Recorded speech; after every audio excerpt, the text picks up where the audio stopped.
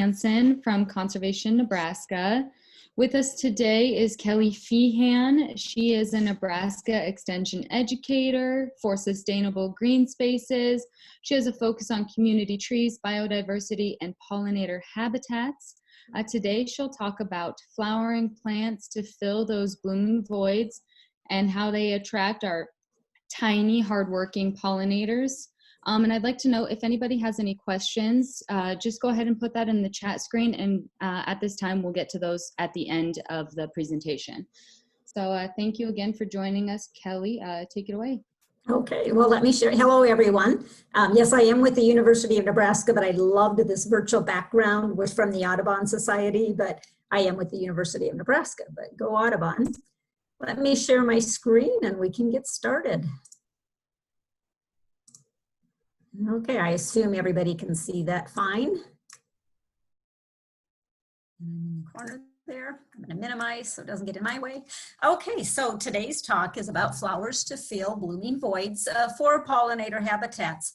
I am a horticulturist, so I do know more about the plants than the pollinators themselves, but I've been learning a lot in the last few years, and they're absolutely fascinating. In this picture, for example, I have a fly. That's a hoverfly. People confuse sometimes for a wasp or a bee, a honeybee, and of course the butterfly. What everybody wants to attract, not the most efficient pollinator, but it does help with pollination. Just not as efficient as our bees and our flies. And there's other pollinators, bees, hummingbirds, bats. I don't mean to just not include those. Anyway, just briefly, you may know this, but this is the ideal. This is what we want to aim for a pollinator habitat.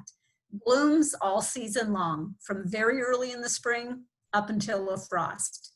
So ideally, again, it may not be feasible, but ideally you want to aim for at least 3 species in bloom from early spring to late fall.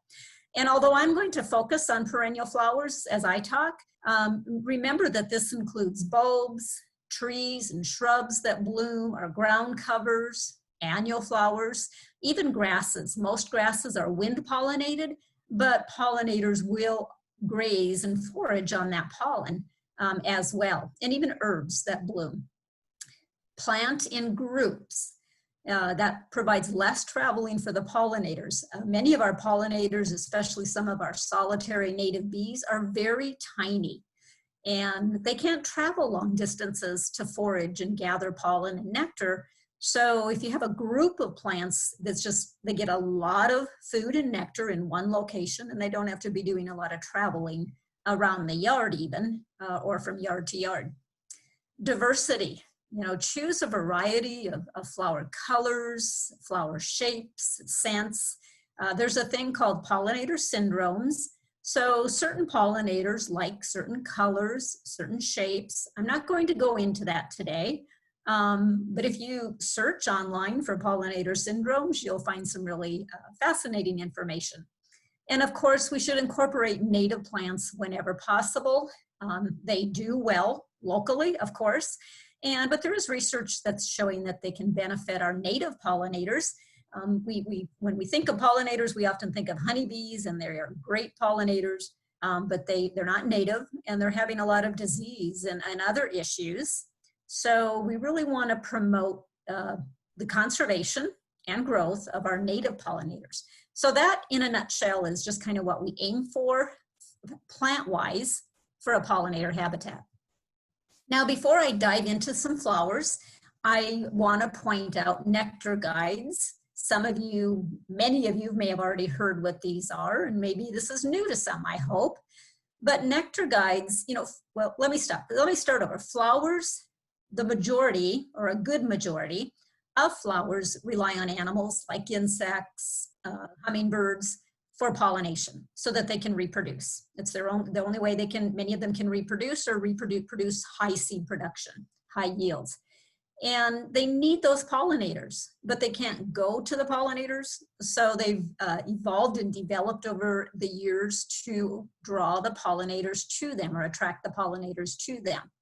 And of course, so they benefit by being pollinated, and the pollinators benefit by getting food in the form of nectar and pollen. So these are nectar guides here. You've got the bullseye nectar guide, And I share these because I think it helps us to look at flowers in a whole new way. Oh, there's a nectar guide. But as you notice, the nectar guides are often towards in the center, and that's where the good stuff is. So nectar guides are guiding that pollinator to the pollen and to the nectar a little more quickly than if there were no nectar guides and the tiny bee had to crawl all over the flower to finally find that center. So it benefits the flower because they get pollinated a little quicker. Some blooms only last for 1 day, so they need to get pollinated in that 1 day. So we've got a bullseye nectar guide. Here we've got, I guess, a circle around the bullseye, and the faces on pansies, those are nectar guides. Stripes on this wild geranium, some of these polka dots on foxglove, even just this orange marking on the lip of this snapdragon. Those are nectar guides. So I guess, and not all flowers have them. Again, flowers attract pollinators by shape and scent and color. But the nectar guides are just a cool thing to watch out for and keep an eye out for. So, flowers to fill blooming voids. There's limited time today, so I'm only going to focus on 3 months, April, May, and June, because starting about July 1, a lot of our annuals and numerous perennials are blooming. But April, May, and June, there's a little bit more of a blooming void there. April, we have a lot of flowering trees and our spring flowering bulbs and shrubs, but it's still a little bit of a void compared to later in the summer. So that's what I want to focus on today. If you were looking for something for later, I've got some resources for you. This is Snowdrop Anemone. I took this picture on the UNL East Campus, and it blooms in April into May, and it's a great early season flowering plant. And bees, by the way, love white as well as blue. So some resources for you. If you go to extension pubs.unl.edu, okay, and just type in the search box wildflowers, perennials, butterfly gardening, or annuals for Nebraska landscapes. These provide long lists in these neb guides of flowers and good information that you need to be able to design your flower garden or to try to get that long season of bloom. So that's a resource. Since I can only cover so many flowers today, though, it's an additional resource. One other resource, there's the Nebraska Pollinator Habitat Certification Program, and you don't have to have your habitat certified. If you want to, great, go for it. But if you go to this, if you find that on the web and you download their application, part of the application has lists of plants, because when you're filling out the application, you have to check what you have in your yard. To be certified, you have to have so many during each season. But there's just a great list of perennials, trees, shrubs that you can grow for pollinators in Nebraska. So I just wanted to point out those two good resources. And let's dive into the flowers that I'm going to talk about today that fill that early season blooming void. PASQUE flower is one of our natives, and mine has been blooming since about the middle of April, and probably getting about to the end of its blooming period right now. So April into May, it's about a 12 to 18 inch mound. Ornamental foliage, that nice ferny foliage stays ornamental all season. That's a characteristic I look for in plants. When it's not, if it's a perennial and it blooms for say 2 weeks to a month, I want the foliage to be pretty the rest of the year. So that's something I look for. This is one for full sun. Once established, it'll tolerate drought. It'll grow on really shallow, rocky soils, so poor soils, it does fairly well. The seed heads are ornamental, as you can see in this photo. And in the background there, I'm just going to mention that's blue flax in the background. I don't have it in here, but it's a June bloomer, late May into June bloomer. So it's kind of a succession. It'll follow that PASQUE flower and one of our true blue flowers. This PASQUE flower must have well-drained soils. All plants need well-drained soil, but if this isn't well-drained, they're not going to perform well, and you can get crown rots and root rots. Rubra is a reddish one. This is in my yard yesterday. I took this picture yesterday.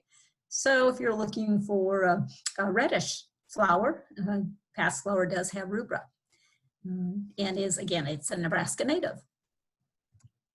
Prairie smoke is really, or GEUM, is growing in popularity. I'm seeing it more and more often. So this is a late April into June. I took this picture in my yard yesterday, so this is what it's looking like right now. Unique shaped flower. Some people think when a flower hangs down, it's not as great for pollinators, but there's a lot of bees that can fly up into there. Our small native bees, larger bees, so they are good pollinator plants. This is another one for full sun, but it does prefer some afternoon shade.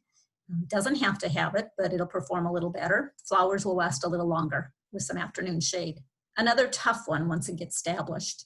And it says, deer, leave it alone, but we always say the deers don't read our lists and they don't listen to our PowerPoints, so hopefully they'll leave it alone.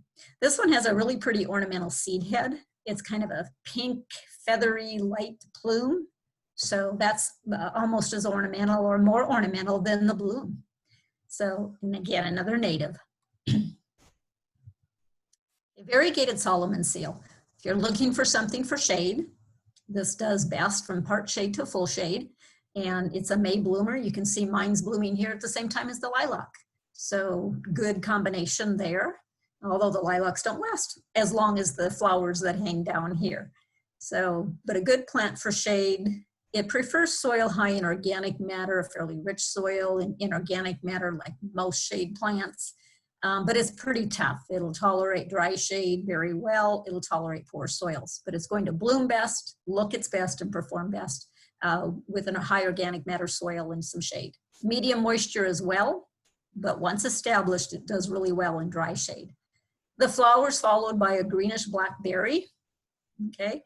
And the odoratum is not our native one. The biflorum is our native one. And I put that in there because I know for some people, they want to go straight native.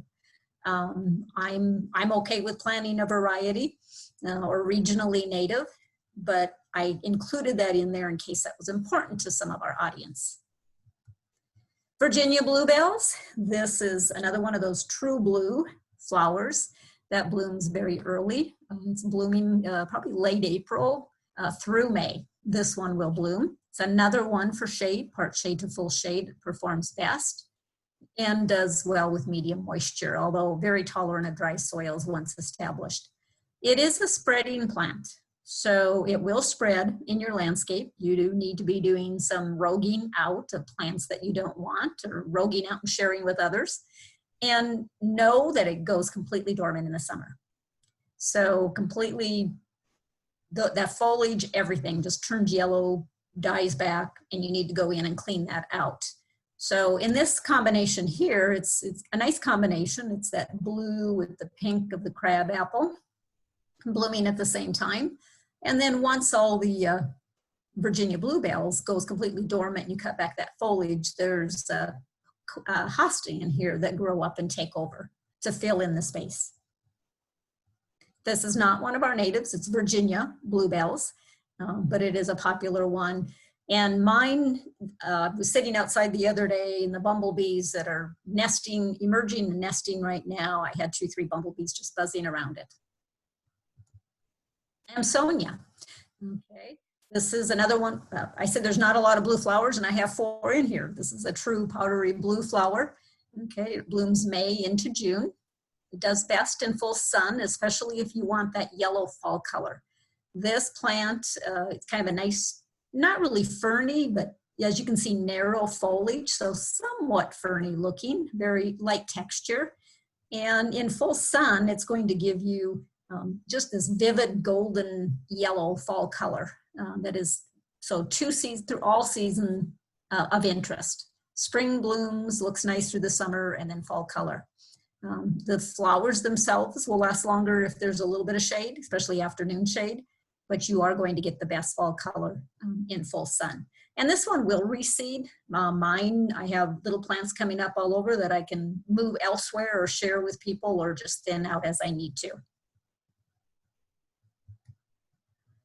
Blue false indigo, even though this only blooms for about 1 week, it's still one of my favorites because those blossoms are just outstanding.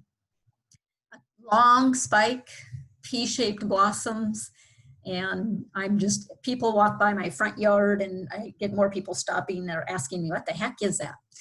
They're a little disappointed when I tell them it only blooms for 1 week, but it's worth the bloom. The other thing I like about it is the plant and the foliage remains very nice for the rest of the year. So just, you have to do nothing, no dead leafing, nothing. The flowers can be followed by that black pod, which is ornamental as well. And this one's, it's self-seeding, I've had it for 5, 6, 7 years and maybe 6, 7 plants. So it doesn't readily reseed, but it will reseed a little bit. If you want to keep those plants, you got to dig them up when they're little, because this gets a deep taproot. And if that little seedling will get 6 to 8 inches tall, you're going to have a taproot that goes down already a foot or 2 feet and tough to move. So this is a dwarf one. Minor is the dwarf one, and you can see dwarf, relatively dwarf. It's 3 to 4 feet tall and wide. But if you don't get the minor, the plant's going to be easily, I've seen them up to 6 feet tall by 6 feet wide. Tough plant, intolerant. I've never had rabbits touch it. I don't have an issue with deer where I live, but I've never had rabbits touch this. What do I mean by self-cutting? This is the one perennial I don't have to cut back. I leave it over the winter, like I leave most plants over the winter, because our pollinators will overwinter in those stems, some of those stems. So, but this is one by about late winter. It's just like this ball, just kind of cuts itself from the ground, and then I just have to keep an eye on it so I can go grab it and put it in recycling or composting area before the wind blows it away into the neighbor's yard. But it's probably the one perennial I've never had to cut back, because it seems to do it on its own. Our natives, Baptisia alba and bracteata, are both white. So there are white blooming false indigo out there, Baptisia. If you're wondering, the shrub in the background here is Tor birchleaf spirea.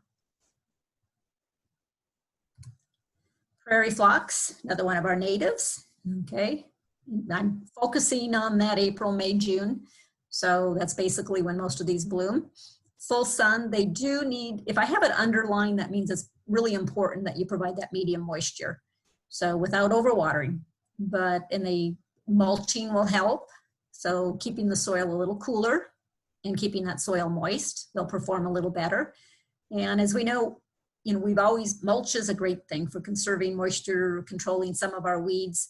But now with pollinator habitats, don't forget to leave some of that bare soil, because the majority of our pollinators do nest in the soil, especially our solitary bees. They do nest in the soil. So, and they like bare soil area. So mulch is fine to use, but leave some bare soil spots. This is another tough one that'll tolerate drought once established, even though it performs best with medium moisture. And it'll tolerate clay soil because it's more tolerant of poorly drained soil than many of our perennials are.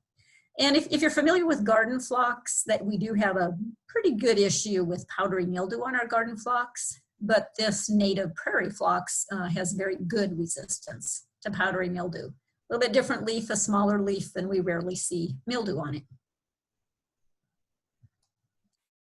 Okay, if you're looking for a low, kind of a ground cover with white blooms, kind of that grayish foliage too for a contrast, then field PUSSYTOES is a good one. Another May into June bloomer. This one, the plant itself only gets about 6 inches tall. And then when it's blooming, it'll get up to a foot, usually around 8 inches. This one will full sun bloom best, but it'll tolerate part shade. You want dry to no more than medium moisture. And what I mean by a lean soil there is make sure you're not over fertilizing with nitrogen. And it's critical that this has a well-drained soil.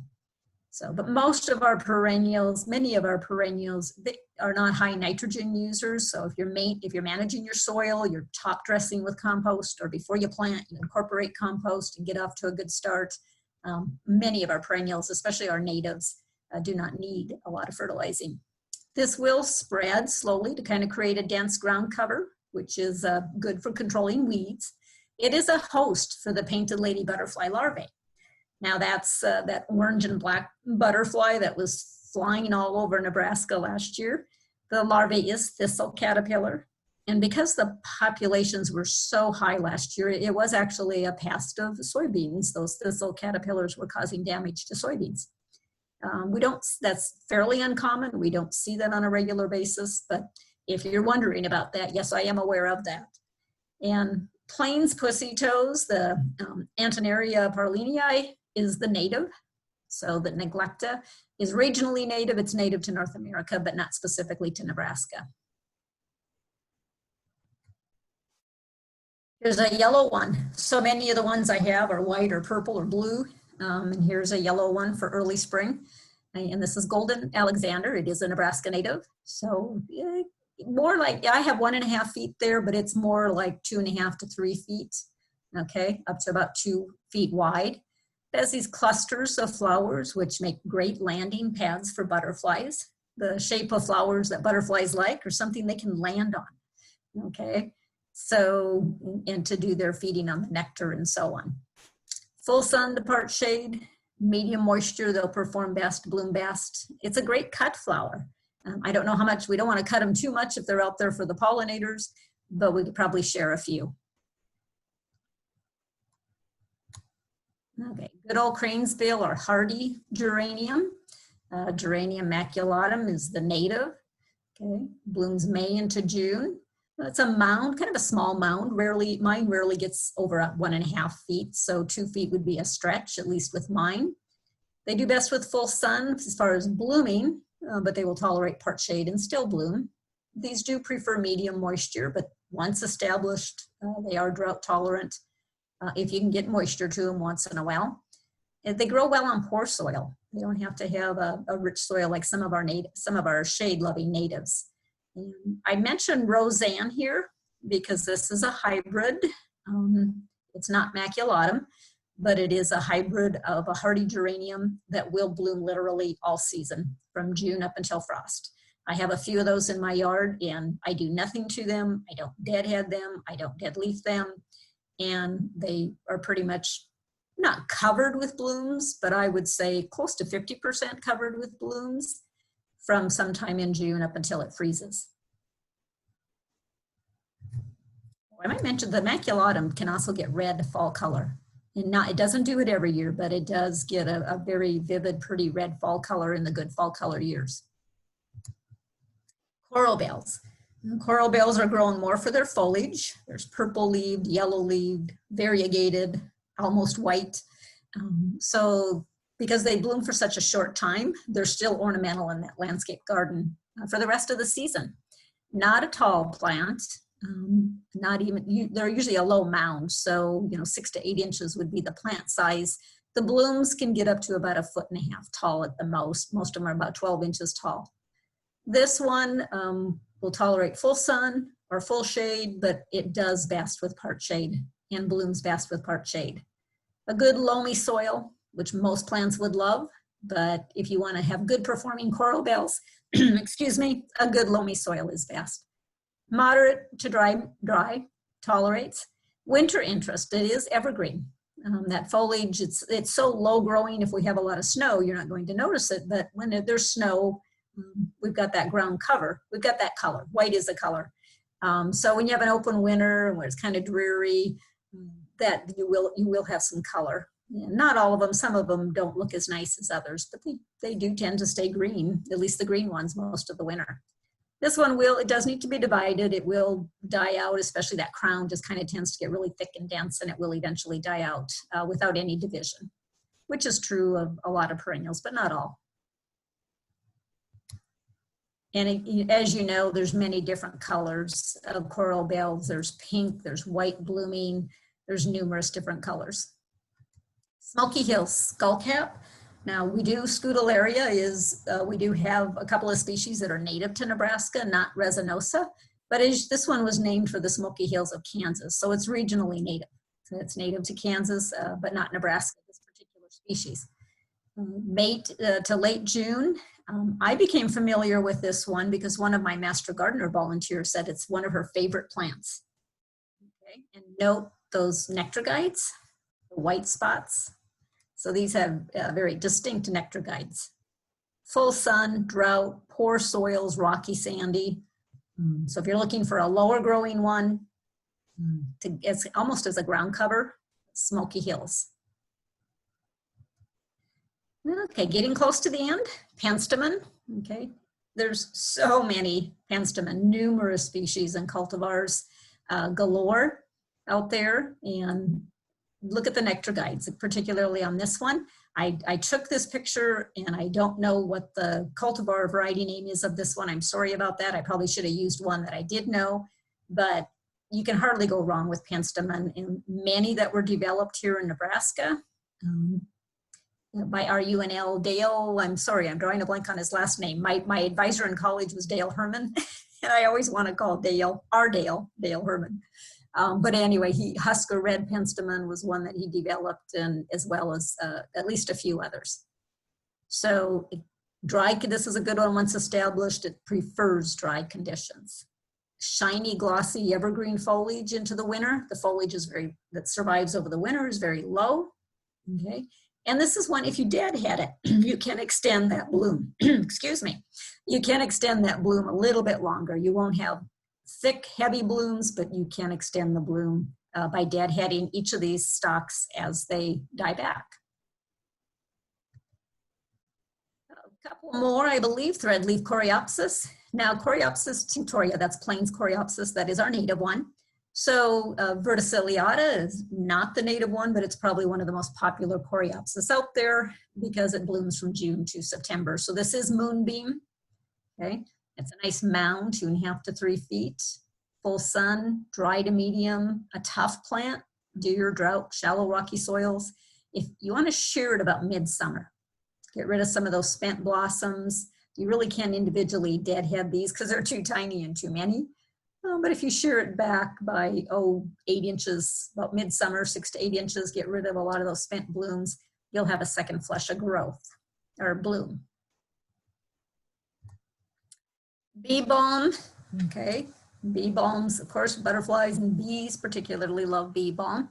This one is pink lace. One of my master gardeners grew that, sent the picture to me, so I'm not too familiar with it other than she had good success with it. It's a very pretty plant.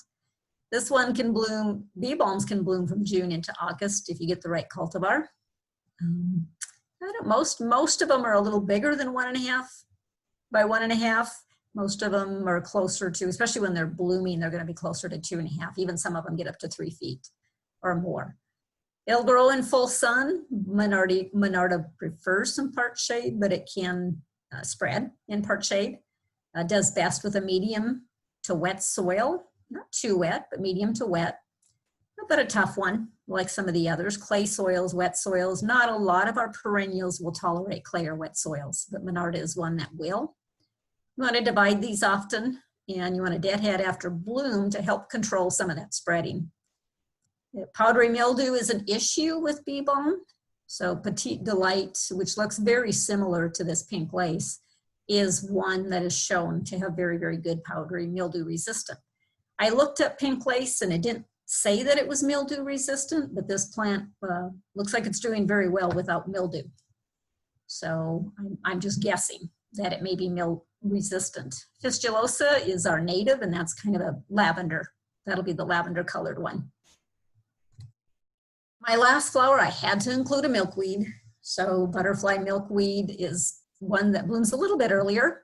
Swamp milkweed or prairie milkweed, some people are starting to call it, will bloom later, quite a bit later, and has pink flowers. But butterfly milkweed will start blooming sometime in June and into July. Nice mound of 2 by 2 feet. Once established, deep taproot, so tolerates dry soils. As we know, it's larval food for monarch, but for the monarch larvae. This one has ornamental seed pods. Some people like the seed pods, some people think they're messy, but very prolific seed pod producer. And I think they're ornamental. Plant it where you want to leave it because they don't like to be moved with their taproot, and it is a native. And I'd always heard that the butterfly milkweed, we could plant it, it might be 3-4 years before it ever blooms. But this one that I took a picture of, this is our Central Community College pollinator garden here in Columbus. And this plant was planted in July, of all things. That was, you just know how some of those projects go. That was when it was able to get planted. And this is just a year later. So I've changed my mind, and I don't think butterfly milkweed is, you don't have to wait too long for it to grow and do well. Okay, so I think I'm going to let you read this and enjoy this, Sane, and then I might stop sharing so I can check your questions. I love the saying. Okay. Did I stop share? Looks like I stopped share, right? Everybody sees me now? Okay, there's a few questions there. Let's check them out. I hope I can answer them. I'll do my best. Please address shade versus sun-loving plants. I think I did that, hopefully. Hopefully I told you which ones were good for shade and which ones were good for sun. But those neb guides I referred you to, they do list which ones will grow in part shade, full sun, full shade. So another good reference for you. Prairie smoke, easy to transplant. You know, I haven't transplanted mine yet, but I've never heard that it's hard to transplant. If anybody out there has it and you've transplanted it, chat that you've had great success with that. I've never heard that it's hard to transplant. It doesn't seem to have a really, really deep taproot like others. I've had mine for about 3 years, so I haven't had to move them yet. I'm hoping this will be available later because I'm having internet issues. I think, Emily, maybe you could address that if... Oh, yep, I answered that one directly. Okay, oh, yep. Yes, I see you did. Where can we buy native plants in Lincoln? Oh, many places. Many places. I know you can get them from the Nebraska Statewide Arboretum. They have sales.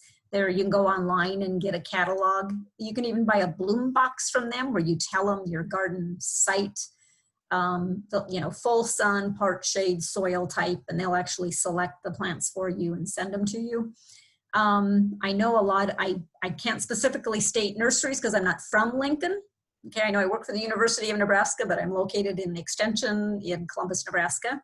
So, but I know native plants are gaining in popularity and the nurseries know this. And so they are starting to do a better job of growing native plants. Stock seed, if you're looking for seed, Stock Seed of Nebraska is known for native plants, wildflowers, and so on. So hopefully that's helpful. I have AMSONIA, it is dwarf blue star. Right at bloom time, I get some dark fungus on the tops. I've never had experience with that. I guess I'd ask, is it in shade? Maybe move it out into some full sun or increase air circulation around it. That's how, when I say that, I know that's not always feasible. I've never heard of a fungus on AMSONIA, and I haven't had an issue with it in mine, but mine is up against the south side of my house, and it's a very hot, dry spot. So a lot of times with fungus, it's an environmental thing as well. That's why I mentioned trying to change the condition. Am I okay on time? I know I'm, Emily, can I keep checking? I'm fine, yeah. I'm great. What time? Can you tell us more about blue flax? So blue flax it's not a native. I think it's native maybe out to Virginia and that, or no, actually it might even be a European one that was brought here. But it's a short season of bloom, very fine textures, as you can see in that picture there. I know I have at least 1 or 2 of my master gardeners. They always talk about it, that they grow and they like it. And it's true blue. And it's one of the ones that blooms probably in late May, mid-May to late May into June. So again, a time when not a lot of the other perennials are blooming. So let's see.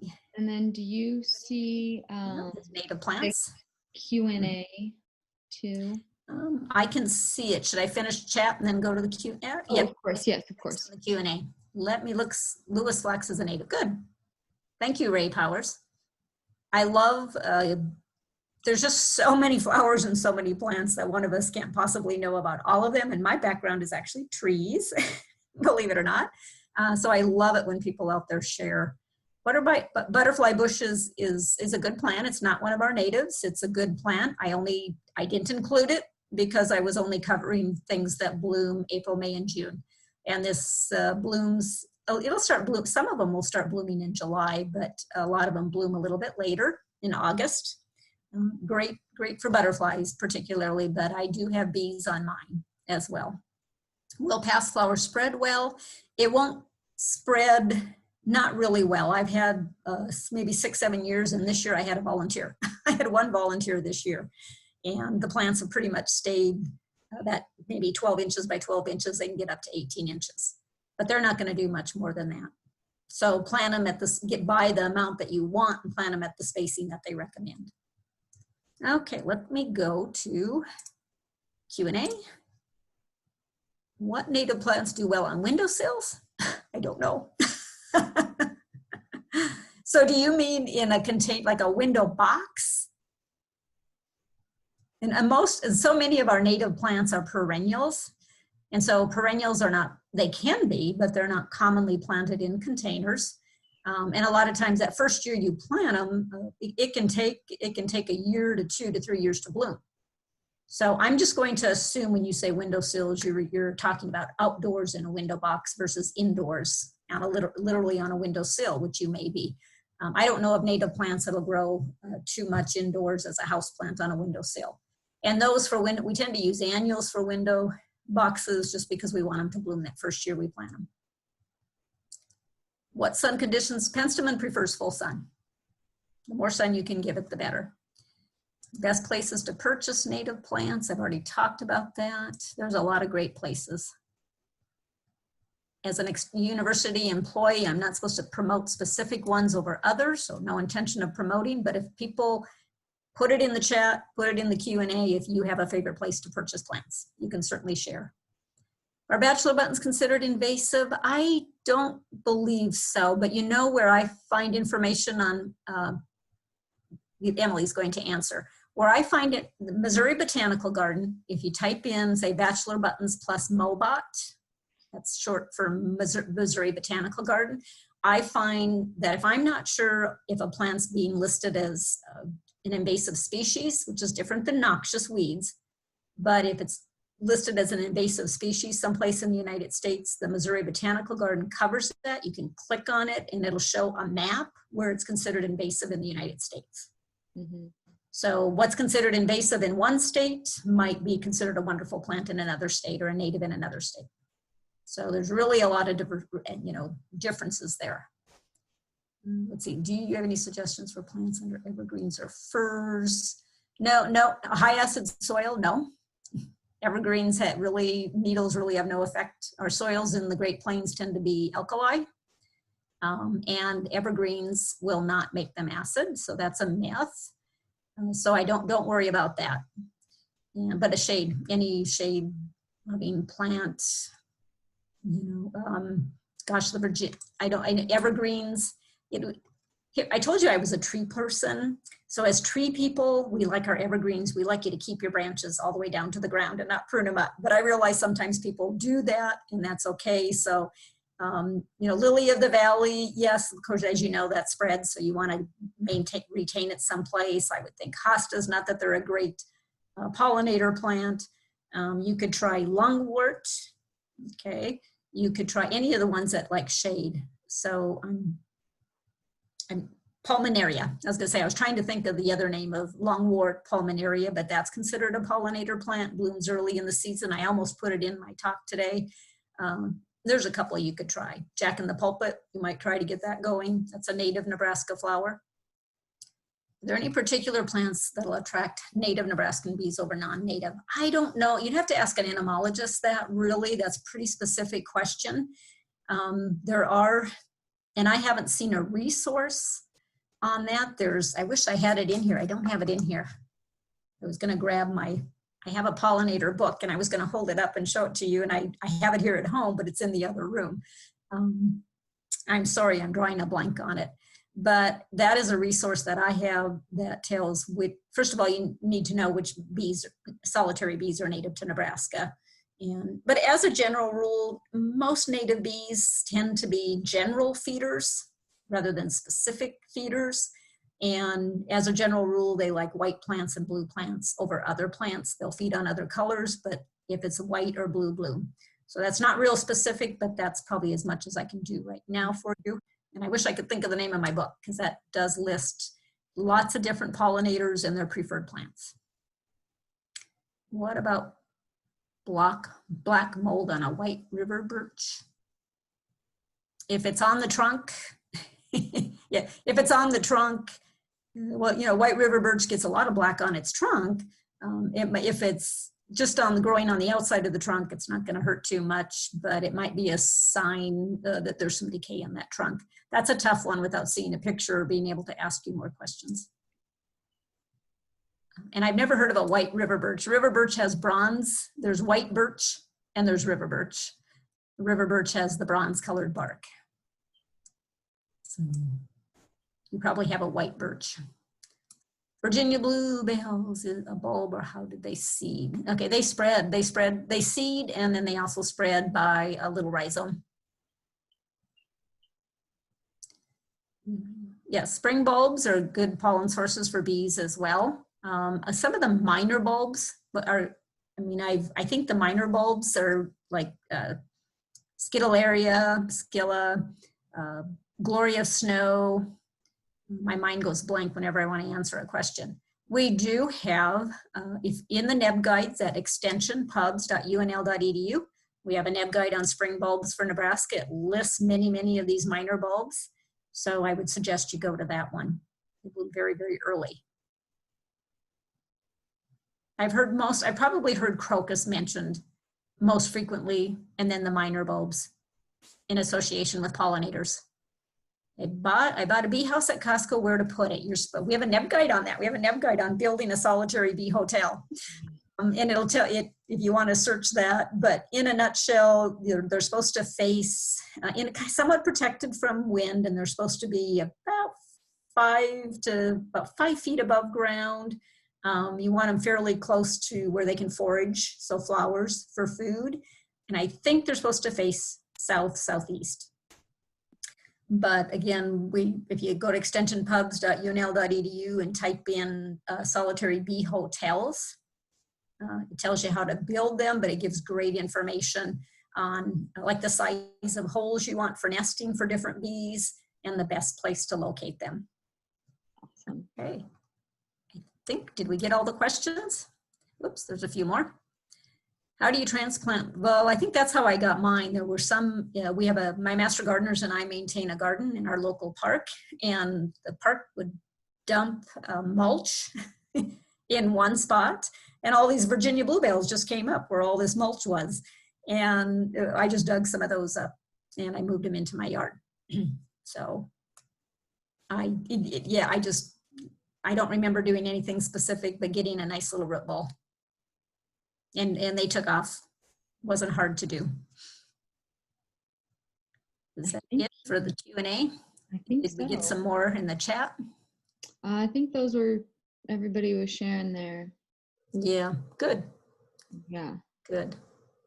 Yeah, you'd be amazed if you go to that MOBOD and type in some of our most wonderful plants are listed as invasive species in some areas. Now, when I said invasive species and not noxious, if it's listed as a noxious weed by a state's Department of Agriculture, that's a weed that's illegal to sell, and we need to control it if it's in our landscape. Invasive species, that is a plant that they believe in an area could come in and cause harm. So not native. And if it takes off in a native area, then it could spread too quickly and cause some harm by competing too much with the native plants. So some of our non-natives are like that, and some of them don't do, as a non-native, they do not do that. That's kind of the basic definition of an invasive species. Yeah. So you don't legally have to control it, but I guess in good conscience, we probably shouldn't plant them if they're listed as invasive species for Nebraska. And if you do invasive species plus Nebraska, there is a website that lists, it lists the ones that are considered invasive for Nebraska, and it lists plants that are on a watch list. So even though they aren't considered invasive yet, they're on this watch list. So those might be good ones to avoid. Thanks for sharing where you like to get your plants. I know, yeah, I like that too. Okay. Awesome. Yeah, thank you so much, Kelly. That was amazing. I took so many notes. I can't wait to go. Well, thank you for asking me. And yeah, I don't know what we were thinking when we initially said 20 minutes. Yeah, that was. He was okay with listening as long as you did. Of course, yeah, I had a great time. I appreciate it so much.